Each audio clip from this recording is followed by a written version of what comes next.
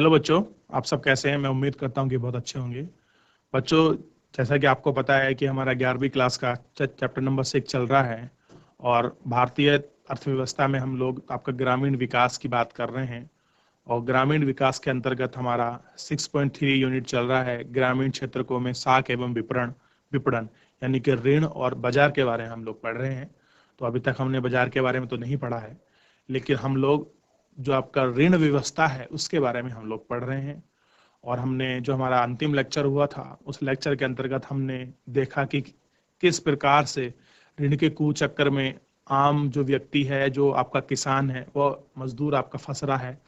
उस व्यवस्था को दूर करने के लिए, उसमें परिवर्तन लाने के लिए किस प्रकार के आपके रिफॉर्म करें आपके किए गए हैं। और उसी रिफॉर्म के अंतर्गत हमने बैंकिंग प्रणाली को पढ़ा।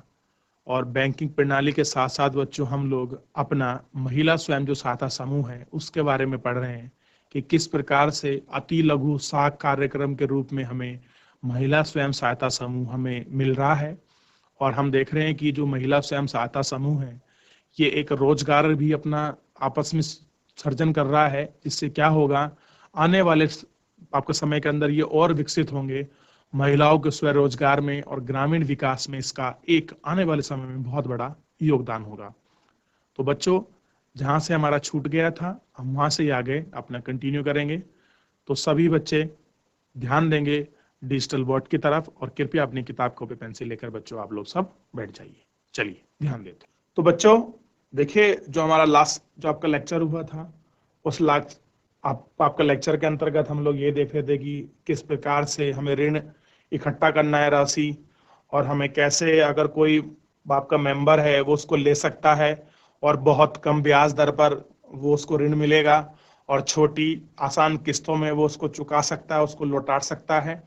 साथ में हमने संख्या देखी महिला स्वयं सहायताओं की समूह की, और जो उनकी स्थिति हो रही है वर्तमान में हमने उस स्थिति पर भी अपनी नजर बनाई। और साथ में हमने देखा कि ये भी एक सामुदायिक निवेश कोष भी बनाने की बात करी गई है। और हम देख रहे थे कि सहायता समूह से क्या हो रहा है, महिला सदस्यों को एक स्वरोजगार अपना सकती हैं, ये चीज बनती है।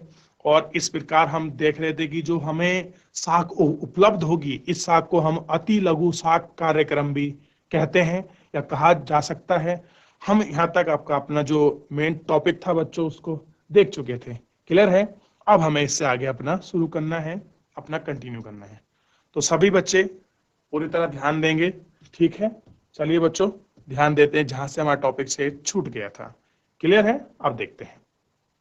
यहाँ तक ध्यान रहेगा कि जो ये आपके महिला स्वयं सहायता समूह है इसको हम क्या बोलेंगे, अति लघु साख कार्यक्रम भी कहा जा सकता है। आगे देखते हैं।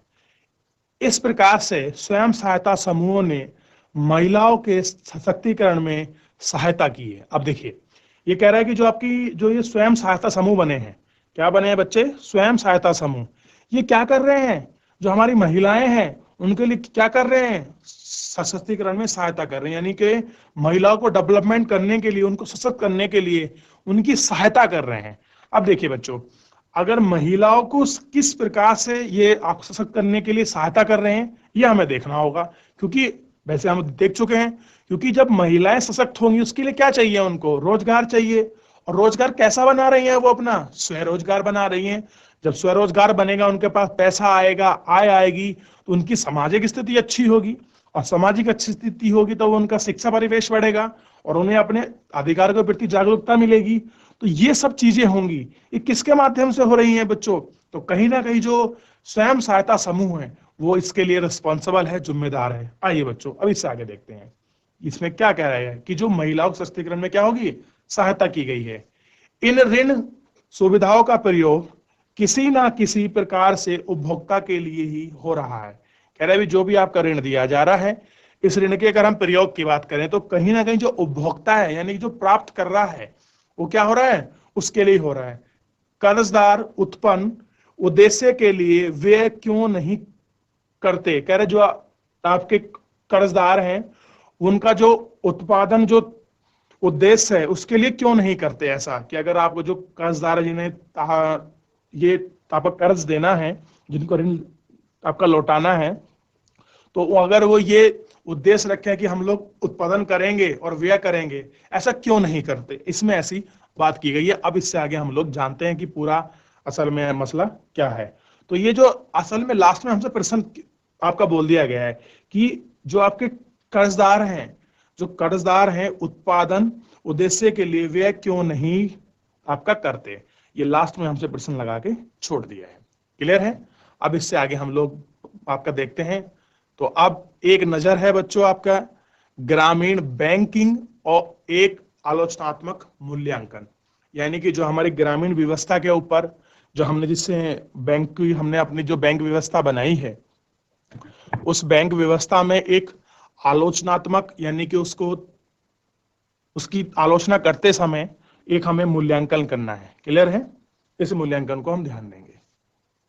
देखिए, बैंकिंग व्यवस्था में त्वरित प्रसार का ग्रामीण कृषि और गैर कृषि उत्पादन आय और रोजगार पर सकारात्मक प्रभाव रहा है। अब देखिए, हम मूल्यांकन कर रहे हैं ग्रामीण बैंक का, तो इस ग्रामीण बैंक के मूल्यांकन में हम क्या देख रहे हैं, जो आपकी ग्रामीण बैंकिंग व्यवस्था है उसका त्वरित प्रसार, यानी त्वरित मतलब आपकी तेज जो उसका फैलाव हुआ है, उससे क्या हुआ है, ग्रामीण आपका कृषि और गैर कृषि उत्पादन यानी कि कुछ ऐसे उत्पादन जो गैर कृषि के हैं, आय यानी कि आपका पैसा और रोजगार में क्या मिला है, सकारात्मक प्रभाव रहा है। यानी कि अगर आप बात करो ग्रामीण बैंक की तो उसका जो फायदा हमें मिला है, चाहे आपका क्षेत्र कृषि हो या गैर कृषि हो, आय बढ़ाने पर हो, आपका रोजगार पर हो, हमको उसको आपका पॉजिटिव इफेक्ट इसके हमें दिखाई दिए हैं। विशेष रूप से हरित क्रांति के बाद से तो किसानों को साख सेवा और सुविधा देने तथा उनकी उत्पादन आवश्यकताओं की पूर्ति के लिए अनेक प्रकार के ऋण देने में उन्हें सहायता आपकी दी गई। अब देखिए, उन्हें यह बात कही है कि अगर आप देखेंगे विशेष कर बच्चों ऐसी स्थिति में कि जब हरित क्रांति आपका शुरू हुई, तो हरित क्रांति के अंदर जो आपके किसान हैं उनको क्या दी गई बच्चों, आपकी साख सेवाएं आपको प्रदान की गई, यानी कि ऋण सुविधाएं आपको दी गई और सुविधा देने और उनकी उत्पादन आवश्यकताओं की पूर्ति के लिए अनेक प्रकार के ऋण देने की उन्हें सहायता देगी। और साथ में अगर उनको उत्पादन बढ़ाना है या उत्पादन के लिए अगर उन्हें कोई और प्रकार की ऋण की आवश्यकता थी तो उनको वो सुविधाएं भी आपकी प्राप्त कराएगी, वो उनको सहायता आपकी दी गई, जिससे वो अपना जो उत्पादन है और जो अपने कार्य कृषि कार्य हैं उनको प्राप्त कर सकें। इसके लिए उन्हें ऋण व्यवस्था उनकी की गई। अब तो अकाल बीते युग की बात हो गई है, हम खाद्य सुरक्षा की ओर उस मंजिल पर पहुंच चुके हैं कि हमारे अपने सुरक्षित भंडार भी बहुत पर्याप्त माने जा रहे हैं। अब कह रहे कि एक ऐसा टाइम था जहां बहुत अकाल पड़ते थे, वो युग भी आपका बीत चुका है। और अब क्या है, अगर हम खाद्य सुरक्षा की बात करें तो खाद्य सुरक्षा में हम उस मंजिल को, उस पड़ाव को पार कर चुके हैं और हमारे पास इतना सुरक्षित खाद्य भंडार क्या है, पर्याप्त है कि हम सबको खाना खिला सकते हैं। देखिए बच्चों, जब हमने चैप्टर शुरू करा था तो हमने पंचवर्षीय योजनाएं पढ़ी थी। उन पंचवर्षीय योजना के अंतर्गत हमने ये भी कहा था कि सबसे पहले हमने ये कोशिश की थी कि हम खाद्यान्न को पर्याप्त कर सके, हमें दूसरे के ऊपर निर्भर ना रहना पड़ा। और हमने अपनी पंचवर्षीय योजना के अंतर्गत उसको फोकस किया था, आपको ध्यान आना चाहिए बच्चों। और हम क्या हो गए थे, हम खाद्य सुरक्षित हो गए थे, ताकि हमें कम से कम खाद्यान्न के लिए दूसरे देश के ऊपर निर्भर ना होना पड़े। तो उसमें वो बताया गया कि हम ऐसी मंजिल पर पहुंच चुके हैं कि हम क्या है, अब खाद्य सुरक्षित हैं, किंतु अभी भी हमारी बैंकिंग व्यवस्था उचित नहीं बन पाई है। अब देखिए, हम खाद्य सुरक्षित तो हो गए, अच्छी बात है, लेकिन अगर हम बैंकिंग प्रणाली की बात करें, बैंकिंग सुविधा की बात करें, तो वो क्या नहीं बन पाई है, व्यवस्था उचित नहीं बन पाई है। यानी कि जिस प्रकार से हमारी बैंकिंग व्यवस्था होनी चाहिए वो व्यवस्था नहीं है। देखिए बच्चों, आज अगर आप देखें, आज के समय में भी हमारी बैंकिंग व्यवस्था इतनी बड़ी हो गई है, लेकिन फिर भी आप खुद सोचिए कि क्या ऐसा है कि जो हर एक व्यक्ति का खाता है, बैंक अकाउंट है? तो नहीं है ना। आपको देखिए, आपके घर में देख लीजिए, अपने परिवार में देख लीजिए, कितने लोग ऐसे हैं जिनके पास बैंक अकाउंट है या उनके पास बैंक की पहुंच आपकी पर्याप्त है। तो अभी भी आपको एक बहुत ज्यादा संख्या में ऐसे लोग मिलेंगे जिनके पास अपने खाता ही नहीं होगा बच्चों। तो हमें इन सब चीजों को देखना है, इन माध्यम से आपको देखना है कि जो हमारी बैंकिंग व्यवस्था है वो क्या नहीं है, अभी एक उच्च व्यवस्था नहीं बन पाई है। यानी कि कहीं ना कहीं उसमें एक हमें जो आपकी कमी है या फिर जो रिफॉर्म आपका होना चाहिए, जो बदलाव हमें नजर आना चाहिए था, वो बदलाव इतना बड़ा हमें नजर नहीं आया। ये चीज हम लोग उस आलोचनात्मक मूल्यांकन में हम लोग आपका कर रहे हैं। कह रहे हैं कि जो प्रयास किए गए थे वो तो सकारात्मक थे, आपके पॉजिटिव थे, एग्रीकल्चर को लेकर, गैर नॉन एग्रीकल्चर को लेकर, ऋण आय के लिए, उत्पादन के लिए, वो सब तो अच्छे थे। लेकिन जितनी हमें एक पर्याप्त सोचते थे कि एक उचित व्यवस्था हो, हमारी बैंकिंग व्यवस्था इतनी अच्छी हो, लेकिन वो ऐसी नहीं हो पाई है, आपका नहीं बन पाई है बच्चों। अब इससे आगे संभवतः व्यावसायिक बैंकों को छोड़कर, यानी कह रहा है कि जो भी आपकी कमर्शियल बैंकें हैं उनको अगर आप छोड़ दो, व्यावसायिक बैंकें होती है ना बच्चों, उनको छोड़ दो, अन्य सभी औपचारिक संस्थाएं जमा प्रवाह की संस्कृति को विकास नहीं कर पाई हैं। कह रहे कि आप कमर्शियल बैंकों को छोड़ दो और उनको छोड़ने के बाद जो अन्य सभी बैंक हैं, जो उनकी औपचारिक जो आपकी शाख है, यानी कि औपचारिक जो ऋण आपकी संस्था है, जो आपकी जमा प्रवाह है, यानी कि जिसमें पैसे के लेन देन को बढ़ाते हैं, जो उसका कल्चर है, उसको क्या नहीं कर पाई है बच्चों, उस संस्कृति को, उस कल्चर को आपका विकसित नहीं कर पाई है, उसको क्या नहीं कर पाई है, आपका डेवलप नहीं कर पाई है। ना ये सही ऋण ऋण चाहने वाले को ऋण आपका दे पाती हैं। अब देखिए, अभी किसकी बात हो रही है, जो आपके ग्रामीण बैंक है उनकी बात कर रहे हैं, जो आपके क्षेत्रीय बैंक है ये उनकी बात कर रहे हैं। ये उनकी बात कर रहे हैं कि ना तो ये जमा प्रवाह को अच्छा कर पाई, ना उनका जो एक अपना कल्चर था उसको डेवलप कर पाई, और ना ही जिन लोगों को ऋण चाहिए ये उनको ऋण दे पाई, और ना ही इनकी कोई प्रभावपूर्ण ऋण वसूली व्यवस्था बन पाई। और इनका क्या हुआ, इनकी बच्चों ये खामी भी हमें इसमें बताई कि जो इन्होंने आपका ऋण दे दिया ये उसको वसूल नहीं पाए। कोई ऐसी इफेक्टिव इनके पास कोई ऐसी पॉलिसी नहीं थी, ऐसी बॉडी, ऐसी व्यवस्था नहीं थी जिसमें क्या हो सके बच्चों, ये आपकी जो आपका ऋण दिया गया है उसको वापस वसूल सकें। तो ये भी एक इनका लूप होल्स के रूप में हमें दिखाई दिया। कृषि ऋणों की वसूली नहीं हो पाने की समस्या बहुत गंभीर थी। कह रहे जो आपके कृषि ऋण आपके दिए गए थे उनकी क्या नहीं हो पाई बच्चों, वसूली नहीं हो पाने की समस्या क्या थी आपकी, बहुत गंभीर थी। यानी कि ये समस्या बड़ी गंभीर थी कि उनकी ऋण वसूली आपकी नहीं हो पाई थी। क्लियर है बच्चों?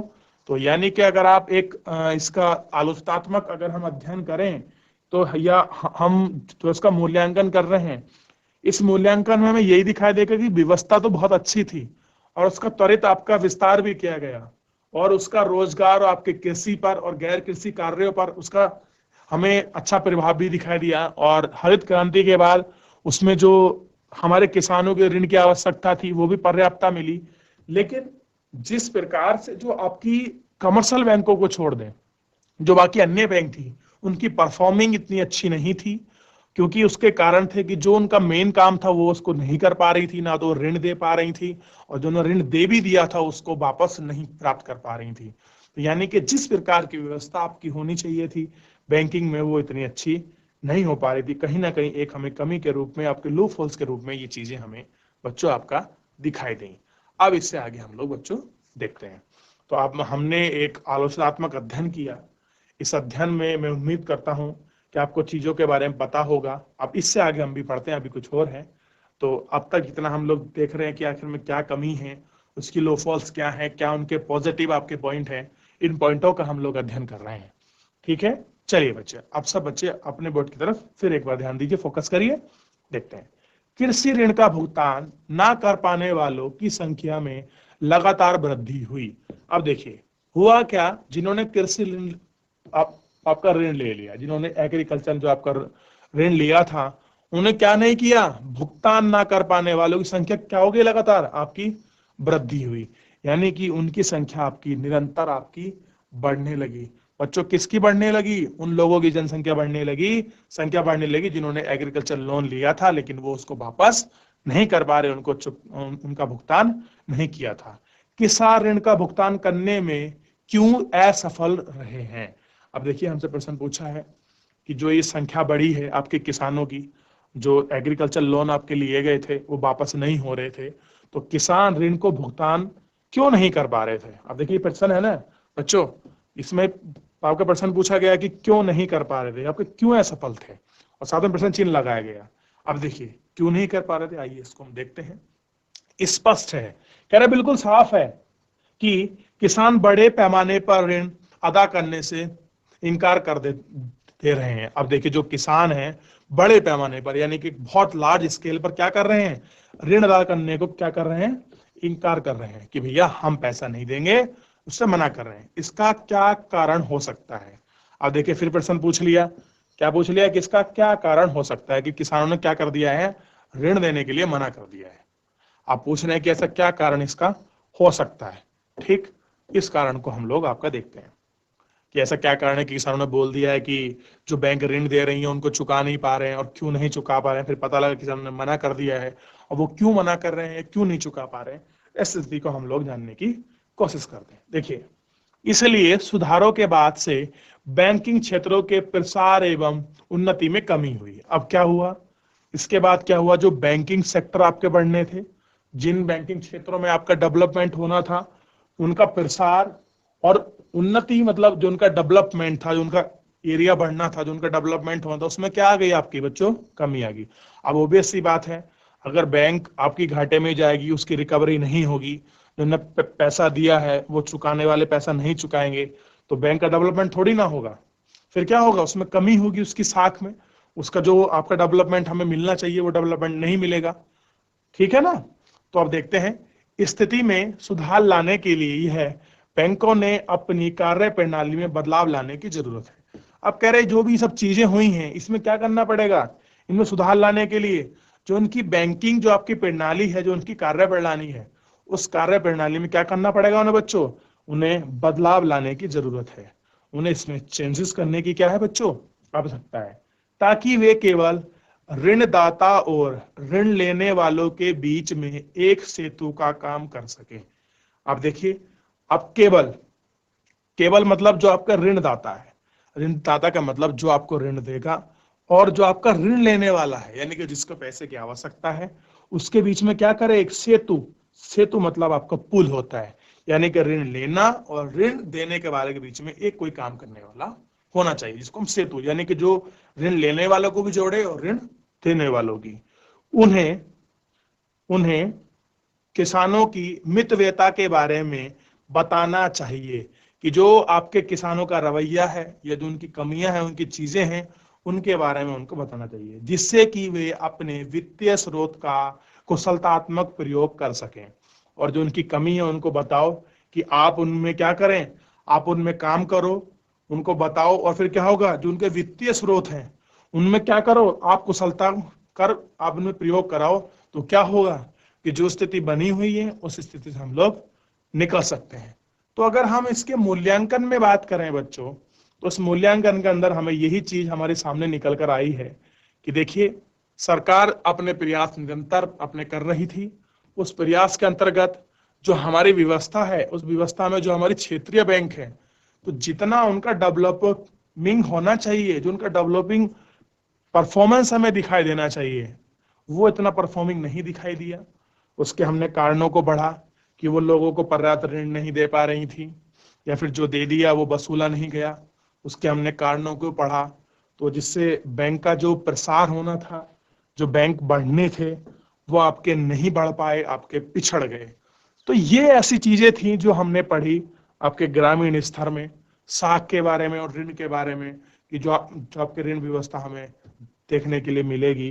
तो इस व्यवस्था को हमने पढ़ा कि आखिर में गांव में जो पैसा है वो पहले स्थिति क्या बनी हुई थी आजादी के बाद से, आपके स्वतंत्रता के बाद से, फिर उसमें कौन कौन से आपके सुधार किए गए, और उन सुधार होने के बाद हमें कौन कौन सी चीजें ऐसी मिली जब बैंक डेवलप हो गए, बैंक में भी हमें क्या लूफॉल्स यानी कि उनके नेगेटिव पॉइंट और क्या उनके पॉजिटिव पॉइंट मिले। तो हमने शाखा ग्रामीण विकास में हमने उसका उनका मूल्यांकन किया, और आलोचनात्मक यानी कि उनकी कमी दिखाते हुए हमने उनका आलोचनात्मक उनका मूल्यांकन किया। तो इस मूल्यांकन में बच्चों हम लोग हर चीज आपके नेगेटिव पॉजिटिव पॉइंट दोनों देख चुके हैं। अब हमारी यूनिट है बच्चों, और ये यूनिट हमारी शुरू हो गई है, ध्यान दीजिए। 6.4 चैप्टर नंबर 4 आपका 6 है, और इसमें हम क्या देख रहे हैं, कृषि विपणन व्यवस्था, यानी कि कृषि बाजार व्यवस्था को हमें आपका देखना है बच्चों। क्लियर है? चलिए शुरू करते हैं। तो नई यूनिट है बच्चों, सभी लोग फोकस करेंगे, बहुत अच्छे से इसको ध्यान पे देंगे सभी बच्चे। चलिए देखते हैं। कभी आपने सोचा है, कह रहा है कि क्या आपने कभी सोचा है कि हम जो अनाज, बिल्कुल फल सब्जी आदि रोज खाते हैं, वे देश के अलग अलग क्षेत्रों से किस प्रकार नियमित रूप से हम तक पहुंच जाते हैं? अब देखिए, बढ़िया बात, कितनी अच्छी बात कही गई है। क्या अब वो ये कह रहा है, हमसे प्रश्न कर रहा है, क्या आप सोचते हैं कि जैसे कि आपको अनाज हैं, दालें हैं, आपके फल हैं, आपके सब्जियां हैं, तो ये कहाँ से आते हैं? अलग अलग क्षेत्रों से, यानी कि अलग अलग क्षेत्रों से ये आते हैं और ये आकर फाइनली हमें क्या हो जाते हैं? हमें मिल जाते हैं। तो आखिर में किस प्रकार आते हैं ये, या फिर हमें किस प्रकार तक पहुंचते हैं, ये उसकी बात कर रहा है, हमसे प्रश्न पूछ रहा है कि क्या आपको पता है? तो आइए हम जानते हैं।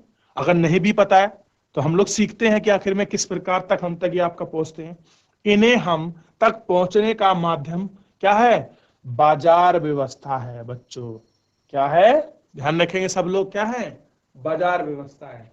यानी कि अगर हमारे पास तक गेहूं, चावल, दाल, दूध या फिर अन्य साग सब्जी फल, यानी जो भी हमारे खाद्यान्न की आवश्यकता की चीजें हैं, वो किस माध्यम से पहुंचती है बच्चों? हमारे पास बाजार के माध्यम से पहुंचती हैं। कि क्लियर हो गया? कहां पहुंचती हैं? बाजार के माध्यम से। आगे देखते हैं।